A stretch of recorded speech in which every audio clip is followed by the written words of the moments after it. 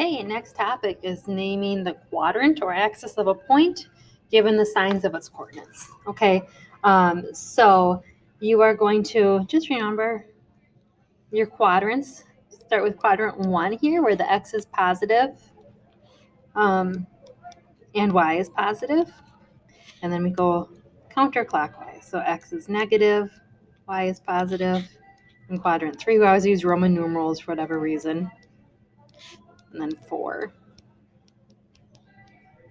Okay, and then this is your x-axis. And on your x-axis, y is 0.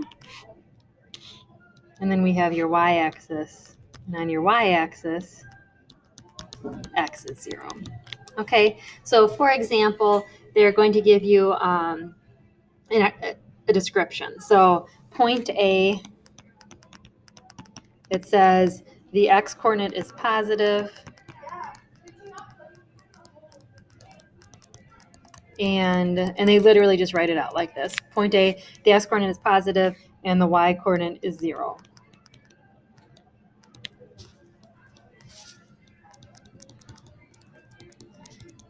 And then for point B, they have the x-coordinate is negative. I wrote quadrant. The x-coordinate is negative, and the y-coordinate is negative. And then there's a drop down where you choose either the quadrants or the axes for the location. Okay, so for the first one, use red here. The x-coordinate is positive, so that means that it has to be somewhere over here. Okay, but the y-coordinate is 0. Well, that means that it's on the x-axis. Okay, so that would be on the x-axis.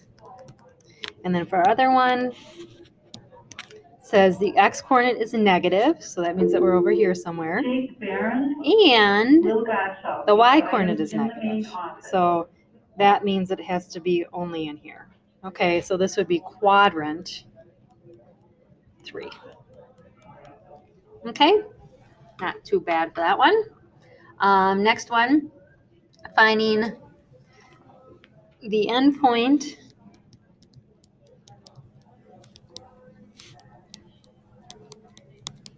of a line segment. This one's a little bit of a weird one. Segment given the other endpoint and the midpoint. Okay, so this is going to definitely be something that you want to sketch.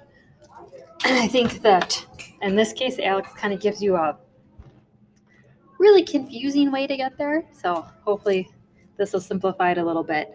So they give you in this one an example, the midpoint of line segment CD is M equals negative 4, 2. One endpoint is C equals negative 6, negative 8. Find the coordinates of the other endpoint, D. Okay, so we're just going to draw it. We're going to count it out. Okay. So M is at negative 4, 2.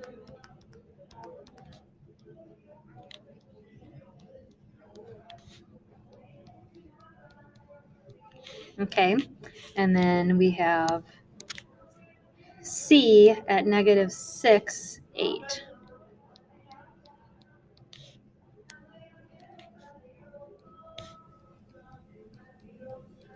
Okay, so then we know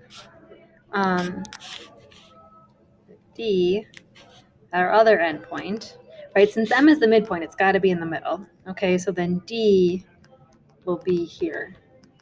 Okay, so all we do is we use the slope. Okay, so to get from C to M, I go over and down, and I'll do the same thing to get from M to D. Okay, so to get from C to M, I go from -6 to -4, so it's 2 to the right. So I'll go 2 to the right. And then to get from C to M, I go from 8 to 2, so I go down 6. Okay, so I'll go down 6 here. So if I'm at M and I move 2 to the right, then I'm at -2. Okay, for my x-coordinate. And my y-coordinate, I'm at 2, and I move down 6, then I'm at -4. So D is -2, -4. Okay. All right, let's get another. Or did I just do that wrong? -4, 2, -6. Oh, you know what? I did -6, +8. My fault there. It should have been a +8. Okay. I bet you didn't even notice, right? All right, so now the next one is going to be finding the coordinate that yields a given slope.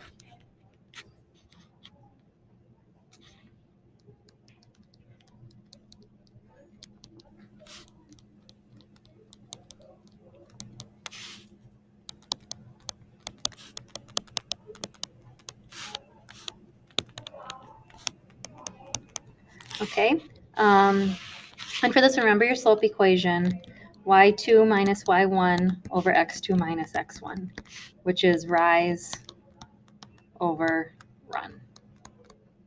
Okay, so we have the points -1, -11, and 5R lie on a line with slope 3. Find R. Okay, this one, you can definitely draw a sketch. So -1, -11, and 5R. Okay, ooh, but we don't know where R is. But we do know the slope is 3, so that'd be kind of a steep slope. Okay, so R should be a pretty decent positive number. Okay, but we'll figure it out. So our slope in this case is 3. Okay, we have the point -1, -11, which we can call that x1, y1 if we want, or we can make it x2, y2. It doesn't really matter. And then we have the point 5R, so that would be x2, y2.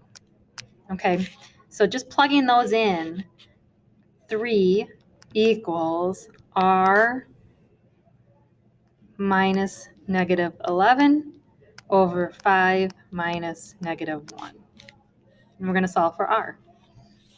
So 3 equals R plus 11 over 6. Okay, so now we can multiply the 3 by the 6. So 18 is R plus 11. So that would make R equal to 7. Okay, and that makes sense with our sketch. I was thinking that it would be a little bit higher, but based on my drawing, but definitely my drawing's not to scale. Okay, so R equals 7. All right. Okay, let's do another one. Identifying linear equations. Advanced. And I think you guys will do great with this one too.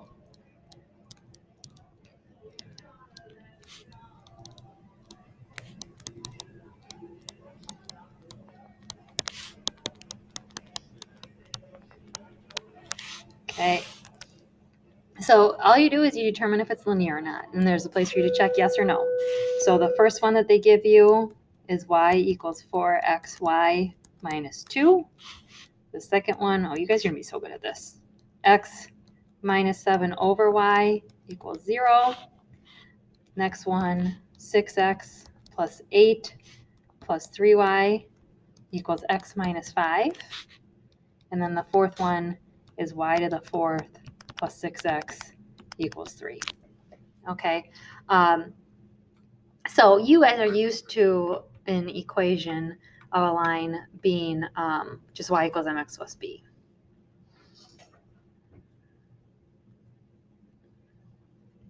Okay, so, and none of these, they're not going to make it that easy for you. Okay, but any equation that could be put into that form would be linear. So sometimes we'll see lines like ax plus by equals c. Okay, here's things that would be something not linear. Okay, anything with an x squared, y squared, x cubed, etc. Not linear. Okay, anything with a square root in it, not linear. Cosine, sine, I guess I should write those out. Okay, any weird things in it like that are going to make it not linear. Anything where you divide by y in general would not be. I guess, yeah, there's not going to be. And what else? Oh, okay, anything with x and y together.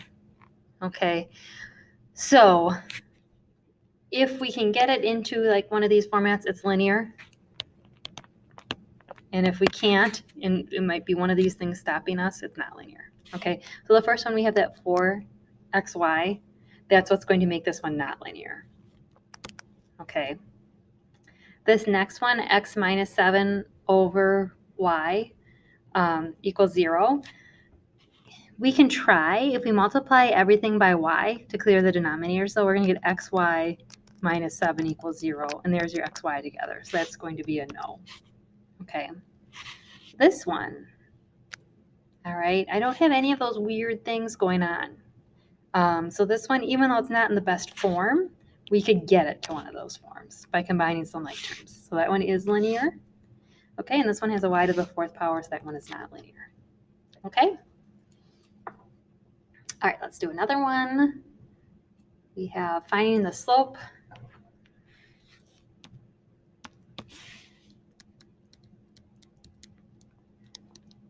Y-intercept.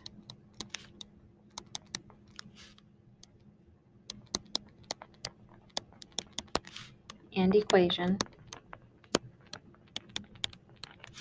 for a linear function given a table of values. Okay, so remember slope, you can just use any 2 points. Your y-intercept is going to be when x equals 0. Okay, and then your equation will be y equals mx plus b, where your slope is m and your y-intercept is b. Okay, so we have a table given to us in this example. Come on. Okay, negative 2, 11, negative 1, 8, 0, 5, 1, 2, 2, negative 1. Okay, so first of all, the slope. Okay, any 2 points. Pick your easy ones, right? Like don't pick those negative x values. Okay, pick like 0, 5, and 1, 2. Then your slope would be, whatever order you want to do it in. We can do 5 minus 2 over 0 minus 1. So that's 3 over negative 1 or negative 3. And you can just kind of check that that makes sense, and it does. And this was even easier. I don't know if they're going to give you ones that the x doesn't go up by just 1. I should have checked that first. If you look x from negative 1, or I'm sorry, negative 2, negative 2, negative 1, 0, 1, 2, y is just constantly subtracting 3. Okay, so our slope is definitely negative 3. Okay, and then the y-intercept here would be 5. When x is 0, y is 5. So we'd have y equals m x plus b. Nice and easy there. Okay? Then our next one, graphing in a line.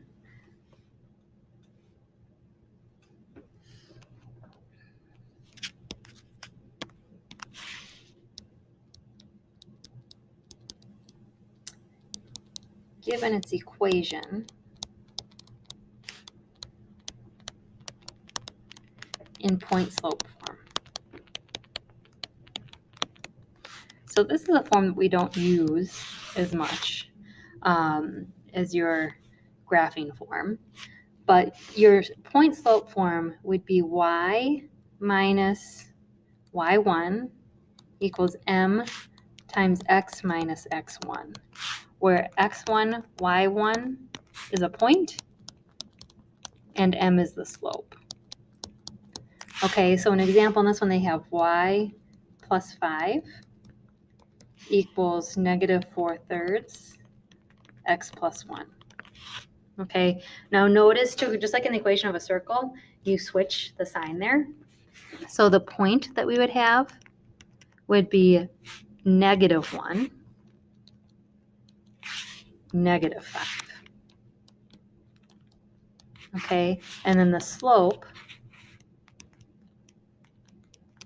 is negative 4/3.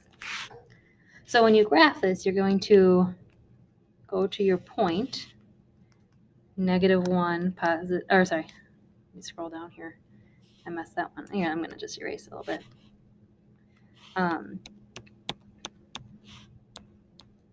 Yeah, so we'll go to negative 1, negative 5.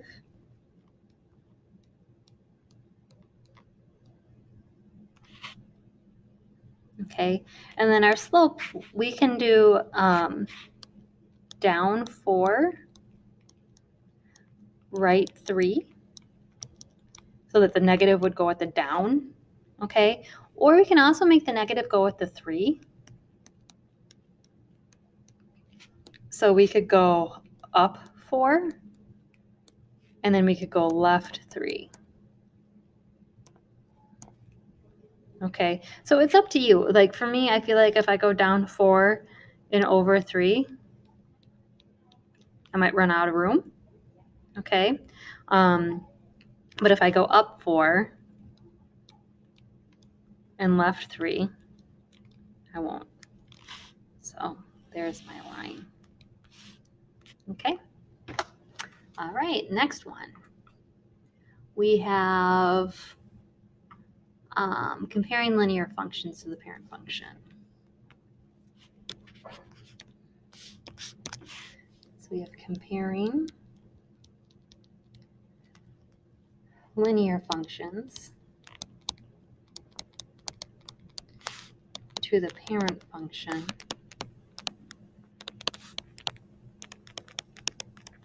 y equals x. Okay. So first of all, remember that y equals x is just your line that goes through 0, 0 and has a slope of 1. So looks like that. Okay. So this one says complete the statements below about the graphs of y equals x plus 3 and y equals x. Okay, and they want you to choose, actually, oops, they're not letting me look at the, okay. They want you to tell if it's steeper or if it's less steep.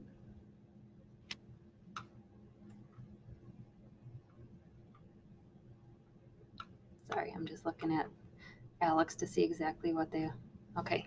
Steeper, equally steep, I'm not sure what order they give them in to you, or less steep. Okay, and then they want you to tell if it intersects the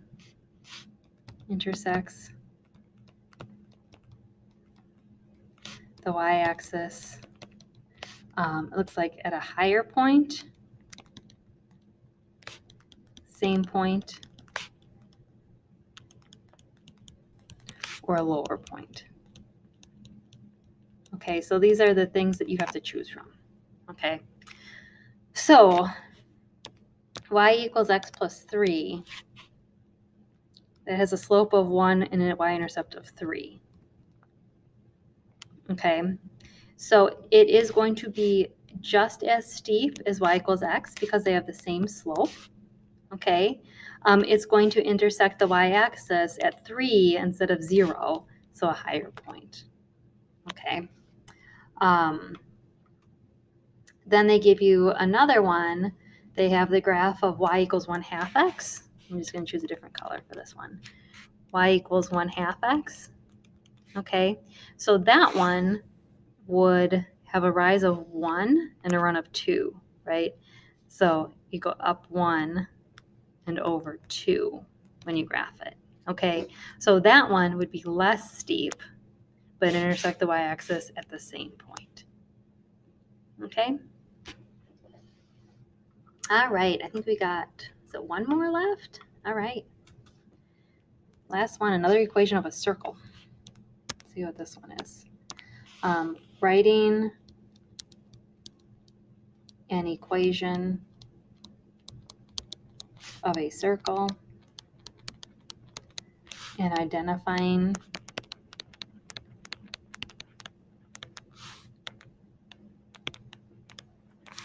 points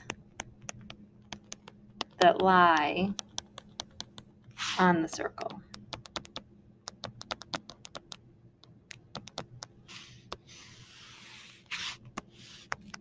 Okay, so this one says consider the circle centered at the origin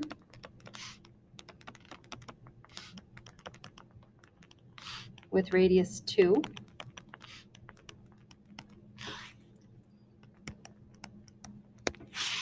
For A, it says give the equation.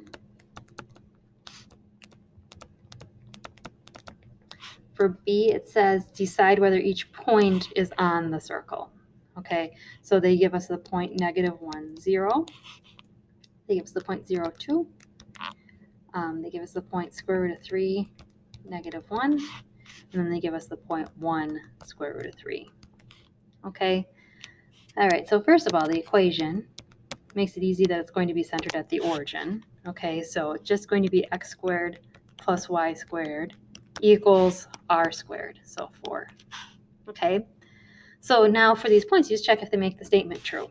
So these are x's and y's. So -1 squared plus 0 squared, does it equal 4? No, because we get 1 equals 4, so that's not on the line, or sorry, on the circle. Next one, 0 squared plus 2 squared, is that equal to 4? Yes, 4 equals 4. Next one, square root of 3 squared plus -1 squared, does that equal 4? Well, the square root of 3 squared would just be 3. -1 squared would be 1, so yes, it does equal 4. And then our next one, 1 squared plus square root of 3 squared, we're going to get the same thing. And so that also equals 4. Okay, so the first one is not on the circle, but all of the other ones are. And that is it for Module 9.